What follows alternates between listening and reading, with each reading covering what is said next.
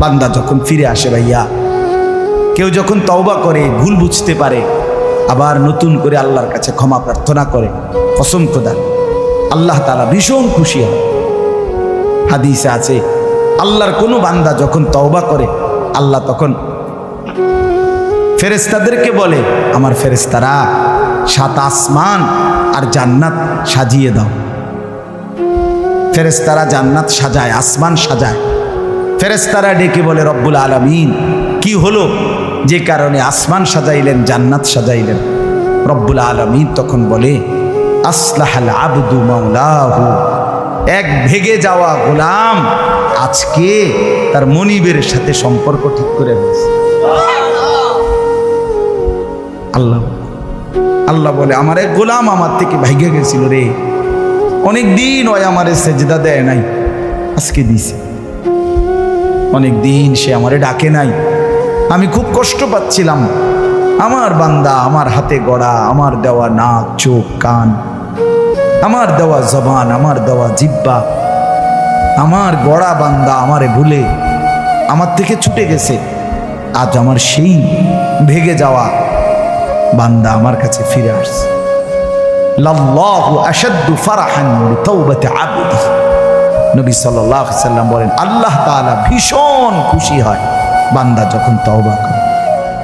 এজন্য যুবক ফিরে আসো, নওজোয়ান ফিরে আসো, নিজের ক্ষতি করো। আমি প্রত্যেক দিন বলি ভাইয়া, তুমি মরে গেলে হ্যাঁ পৃথিবীর কিচ্ছু আসবে, এই বন্ধুরা ধোকা ধোকা। একটা ফোলা ফাইন, তুমি মরলে খানা বন্ধ করতে হবে, কসম খোদা তুমি লিখে নাও। তোমার একটা ফ্রেন্ড এক লগে যদি বইয়ে বইয়ে বিড়ি খায়, তোমার লগে গাঞ্জা খায়, ফুটটা খায়, বাবা খায়, মদখোর, গাঁজাখোর, একসাথে বইয়া উলঙ্গ ছবি দেখো, ওই জানোয়ারের জিজ্ঞেস করো বলে, আমি মরলে আমার ঠ্যাংটা ভাঙলে তুই একবেলা খানা বন্ধ রাখবি। কথা বুঝেন নাই? ধোকা ধোকা, এগুলো ধোকা। ওরা কেউ থামবে না। আরে আপন বাপ মরলে যেই সন্তানরা দিনের বেলা দাফন কাফন করছে, তারা কি সেই সন্তানরা, আপন সন্তানরা রাতের বেলা ভাত খায় না? কথা বলেন না কেন? পাশের ঘর থেকে খানা রান্দাইয়ে আরো বেশি খায়, আরো একটু গোস্ত লাও, যেই কান্দাটা তুমি কাঁদছো আজগা। কি ভাইয়া? তাইলে তাহলে আপন বাপ, তারপরেও তো সন্তান খানা খেয়েছে, তোমার লেগে কাঁদবে কি? এই জন্য পৃথিবী আমাদের কারো জন্য থামবে না ভাইয়া, থামবে না। সামনের গাড়ি অ্যাক্সিডেন্ট করে, পেছনের গাড়ি অপেক্ষা করে না, পাশ কাইটা কাইটা চলে যায়। জ্যাম বাজ্যা গেলে আরো শিক্ষার শুরু করে, আরে লোক মরে গেছে, আরে মরলে মরুক বেটা, রাস্তা ক্লিয়ার করতে কও। ঠিক কিনা বলেন না কেন?